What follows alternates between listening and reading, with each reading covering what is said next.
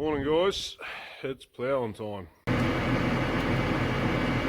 let's go.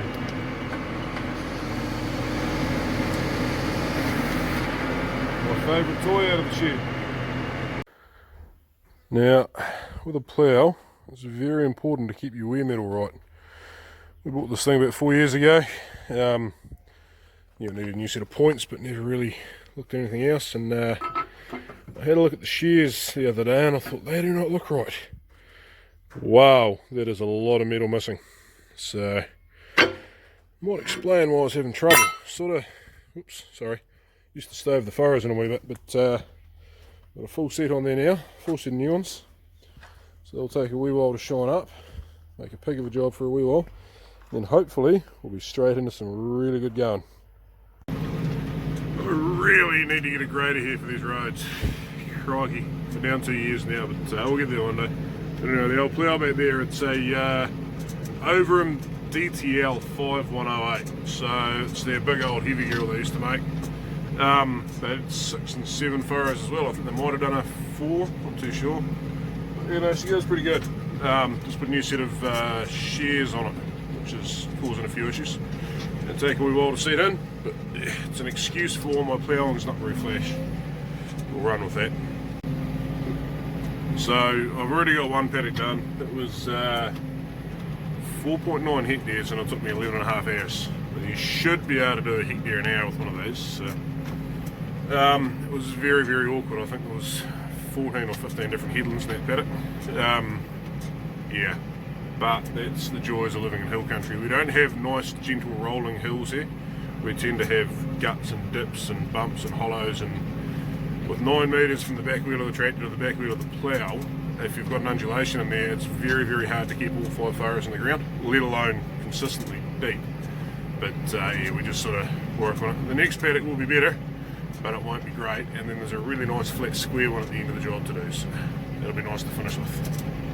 But yeah, that's why there's not going to be a huge amount of footage of actual ploughing, especially from this camera and the CAD, because I can't go 5 seconds without adjusting my lift arms or the back wheel or something, because just trying to keep it turning even size, even depth furrows. But you'll see what I mean when we get up there. So we're going to the front, trying to make the back match. Now, because of the way the plough's shaped here, I've got to lift the back wheel up a little bit, drop the front down a wee bit, try and keep it turning. It's an absolute nightmare here. These paddocks just roll in all directions. So, and we're out of the furrow, so we have to watch where we're going in front of us too. It's not going too bad there. We're a bit wide on the front, and within a couple of seconds we'll be a bit narrow or a bit deep or something. See, that second furrow's going a bit deeper. It's just the contour of everything.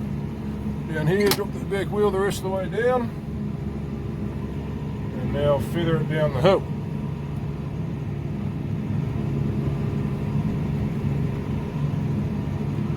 Forever lifting the front furrow up and down on the linkage, because this undulating stuff you just have to.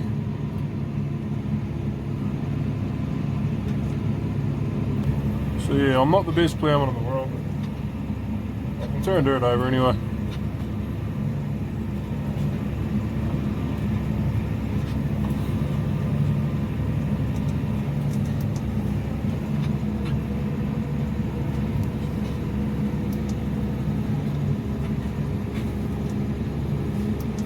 And that's the end of the run there.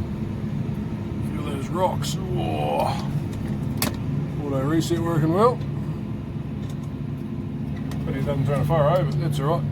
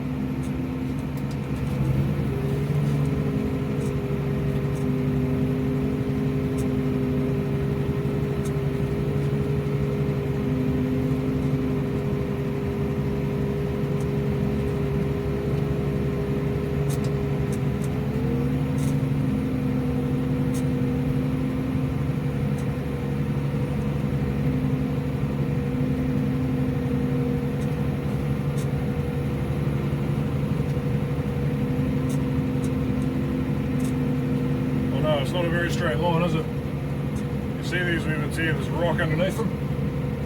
And of course the old plough just rides out or cocks its furrows up in the air with the auto reset. But not much we can do about it. It's just rotten rock, so it's not like we're pulling big boulders up, but yeah, it does break down and turn into soil quite quickly, which is nice. And it's doesn't make for a very tidy ploughing job. It pulls the tractor around as well. It did have a nice straight line to start with, I promise.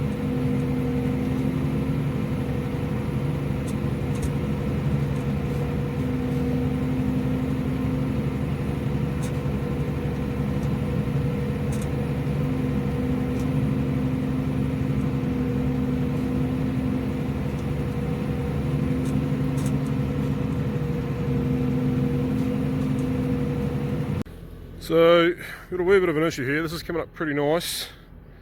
But see how this furrow here is stacking up?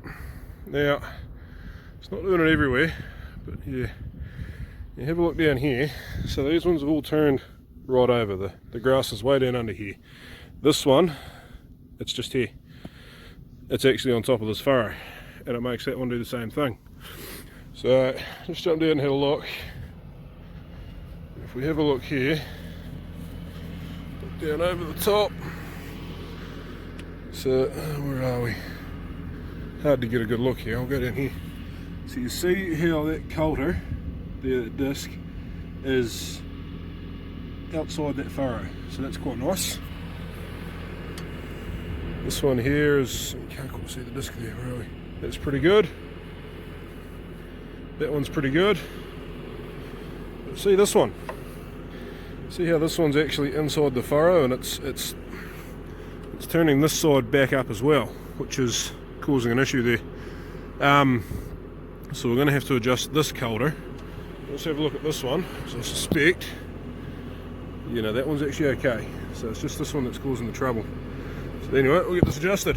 So it's a matter of undoing that nut. There's a special tool goes over here. It's always this one, which then means I have to adjust this as well. This tells me how wide we're ploughing. See if I can undo it with one hand. Yep. There we go. You can actually see on there the shiny marks where it's moved. So it's obviously hit something.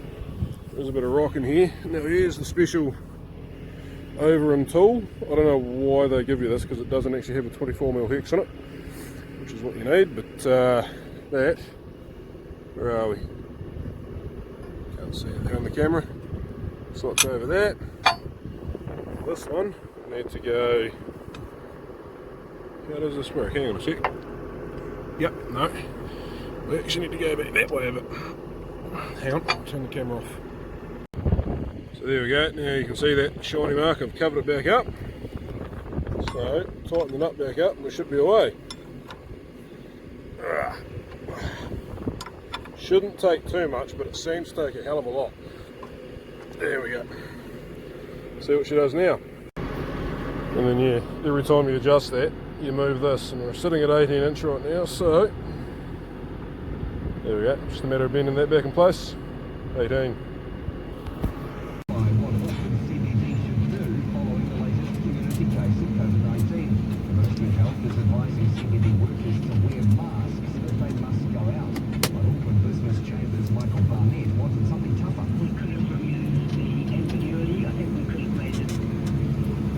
She's a wee bit ugly, but just the nature of the plough and of the contour of the ground. So crop in, we got to feed her shape. It'll do the job. We're only planting brassicas here, so they're not particularly fussy, and we do get reasonably good yields. So I think what we're doing is working reasonably well. But yeah, it would be nice to be able to do a tidier job. Flat paddock next, hopefully, depending how much area I get in here. If I don't get 9 hectares here, then I've actually got another paddock to do that's not actually dead flat. It's far better than this, and it lies quite nice, but yeah, not perfectly flat. But see now how we're laying those furrows all down nicely side by side. As I say that, I'm driving off course, so it's going to start stoving the front one in. That's alright, need to stop talking. But yeah, they're laying down nicely side by side.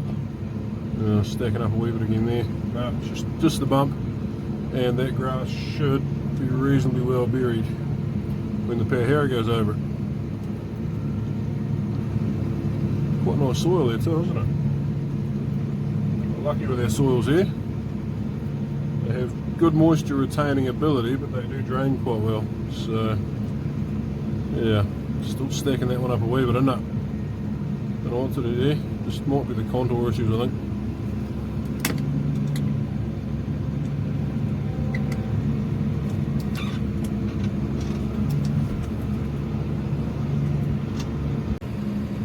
Sorry guys, I did forget to film an outro for this video, so here we are. I've actually finished the third paddock now, but yeah, we're getting there.